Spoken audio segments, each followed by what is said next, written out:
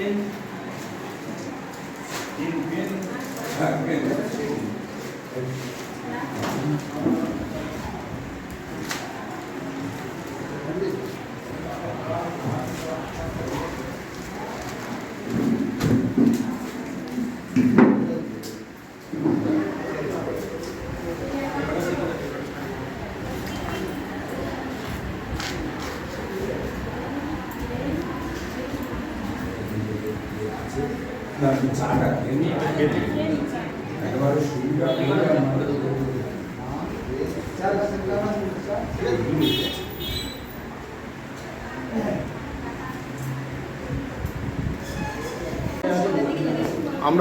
বরাবর দেখে এসেছি আপনি বিভিন্ন সমাজসেবামূলক কাজের সঙ্গে নিজেকে যুক্ত রাখে। আমরা অনেক সময় ব্লাড ডোনেশন ক্যাম্পে আপনাকে দেখেছি। বদ্বীপের যে পাঠাগার সেটাকে নিয়ে আপনি খুব ব্যস্ত, বিভিন্ন জায়গায় শাখা খুলছেন, সেগুলোও দেখছি। আজকে দেখলাম আপনি একটা ফ্রি হেলথ চেক আপে ব্যবস্থা করেছেন, তো এই সম্বন্ধে আপনি কিছু বলবেন। অ্যাকচুয়ালি আমরা যে কাজটা করে থাকি সেটা হচ্ছে education, child health and women health.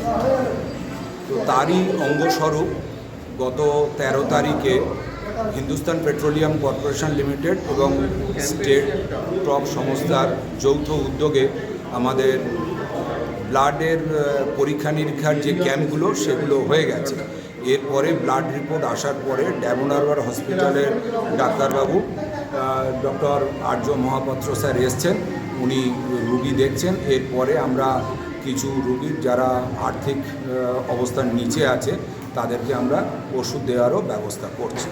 তো আজকের ব্যাপারটা হচ্ছে এইটুকুনির মধ্যে সীমাবদ্ধ। এরপরে আমরা থ্যালাসেমিয়া টেস্টের ব্যবস্থা করেছি। তারপরে ওমেন হাইজিনিক অ্যান্ড হেলথের পরেই আমরা আগস্টের শেষের দিকেই ওইটা শুরু করছি।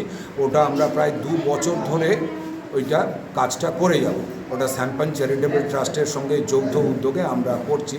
এলাকার যত দুস্থ অসহায় মহিলারা আছে তাদের স্যানিটারি ন্যাপকিন দেওয়া এবং তার সাথে তাদের কোনো শারীরিক অসুবিধে আছে কি না সেই ব্যাপারে ডাক্তারবাবুদের দিয়ে পরীক্ষা করানো, তারও ব্যবস্থা থাকবে। আর বদ্বীপের পাঠাগারটা হচ্ছে আমাদের একটা এডুকেশন প্রজেক্ট। এই বদ্বীপের পাঠাগারের মাধ্যম দিয়ে আমরা 4 জন দুস্থ ছাত্রছাত্রীকে 5,000 টাকা করে আর্থিক সহযোগিতা করে থাকি এবং তার সাথে এই বছরে আমরা 70 জন দুস্থ ছাত্রছাত্রীকে বই, খাতা, পেন, পেন্সিল দিয়ে আমরা সহযোগিতা করেছি এবং এখনও করে যাচ্ছি। আমাদের নিজস্ব একটা সেন্ট্রাল পাঠাগার আছে, তাছাড়া পাড়ায় পাঠাগার 4টে আছে। সেলুন দোকানে আমরা 2টো পাঠাগার তৈরি করতে পেরেছি।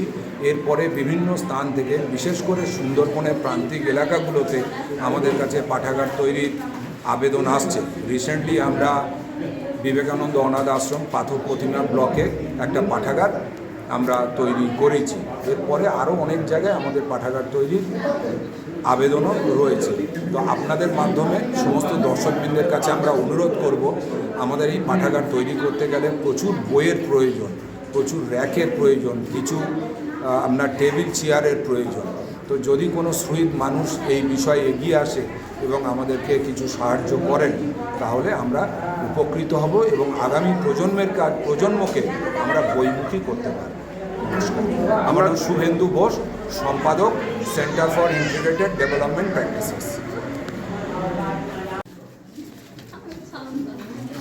আজ এই ফ্রি হেলথ চেক আপে যারা এসছে সারিবদ্ধভাবে বসে আছে, এক এক করে ডাক পড়ছে, এরা নিজেদের চেক আপ সিস্টেমে করাচ্ছে।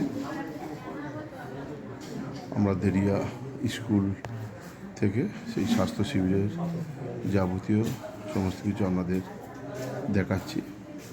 আমাদের চ্যানেলের মাধ্যমে আপনারা দেখতে থাকুন। প্রচুর মানুষ লাইন দিয়ে বসে আছে স্বাস্থ্য শিবিরে নিজেদের স্বাস্থ্য পরীক্ষা করার জন্য।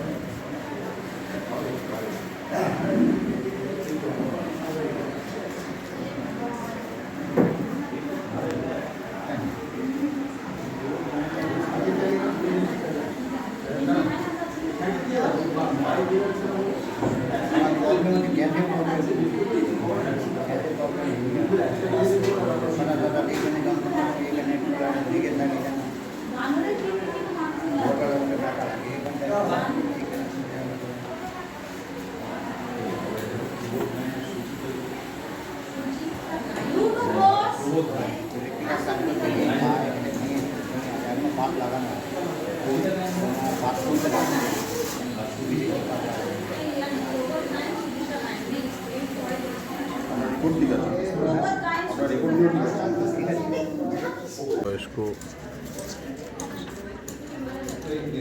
মানুষ এই স্বাস্থ্য শিবিরে আসছে নিজেদের স্বাস্থ্য পরীক্ষা করার জন্য। গ্রামের দিকে এই প্রচেষ্টা নকশানন্দেও খুব ভালো একটা প্রচেষ্টা।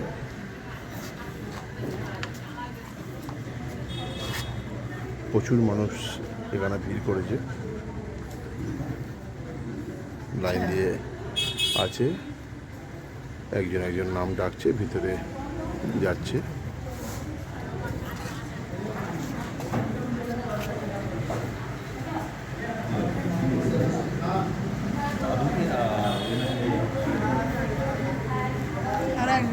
কাকাবাবু, আপনি কোথায় এসছেন? এখানে কি হবে? এখানে এখানে কি হচ্ছে?